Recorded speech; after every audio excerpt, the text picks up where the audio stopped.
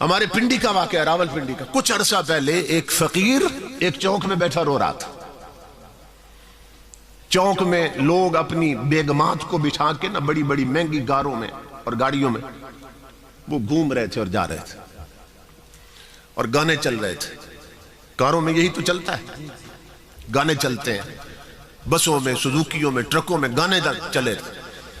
تو وہ نا دیکھ دیکھ کے روتا تھا لوگوں کو۔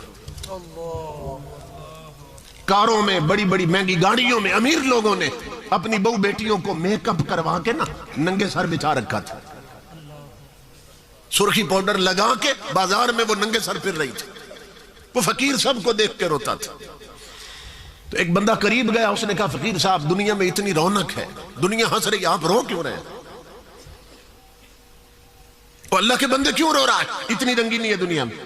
اس نے کہا اللہ کی عزت کی قسم میں اس لیے رو رہا ہوں کہ میری آنکھیں دیکھ رہی ہیں کہ یہ سب جس کے مجرم ہیں وہ معافی دینا چاہتا ہے، مجرم معافی مانگ نہیں رہے۔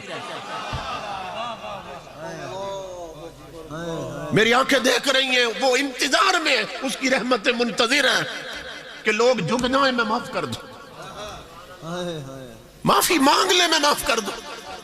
فقیر کہنے لگا رونا اس لیے آ رہا ہے جس کے مجرم ہے وہ معافی دینا چاہتا ہے اور مجرم معافی مانگ نہیں رہے۔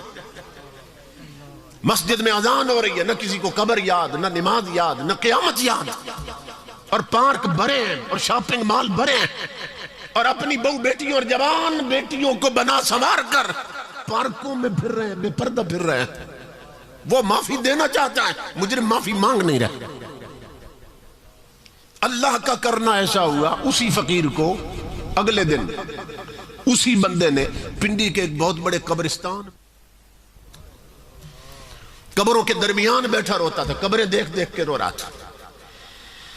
اس نے کہا فقیر صاحب آپ عجیب آدمی ہیں، آپ وادی میں بھی روتے اور ویرانے میں بھی روتے ہیں، تو بازار میں بھی روتے اور قبرستان میں بھی، وہ اللہ کے بندے آپ یہاں کیوں رو رہے ہیں؟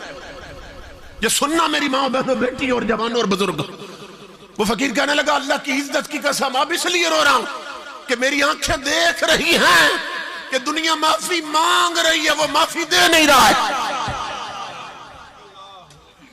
اب قبریں آگ سے بھری ہیں، اب جسموں کے ساتھ سانپ لپٹے ہیں، اب بچھو ڈانگ مار رہے ہیں، اب دودیاں چیخ رہی ہے مولا معاف کر دے، آواز آ رہی ہے معافی کا وقت گزر چکا۔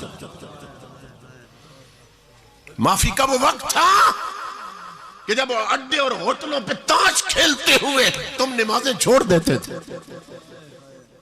اور تو معافی کا وہ وقت تھا جب گھروں میں تم ٹی وی پر بیٹھ کر ٹیلی ویژن پر ڈرامہ نہیں چھوڑتی تھی، نمازیں چھوڑ دیتی تھی۔ معافی کا وہ وقت، جوانوں معافی کا وہ وقت تھا جب کرکٹ میچ کے لیے تم جمعے کی نمازیں چھوڑ دیتے تھے،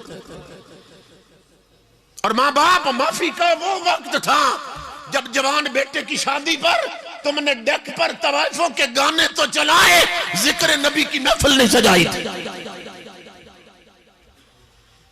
اور تو معافی کا وہ وقت تھا جب تم سرخی پاؤڈر لگا کر بن سمر کر میک اپ کر کے بے پردہ بازاروں میں پھرتی تھی۔ معافی کا تو وہ وقت۔ اب پچھتاوے کیا ہوت جب چڑیاں چگ گئیں کھیت۔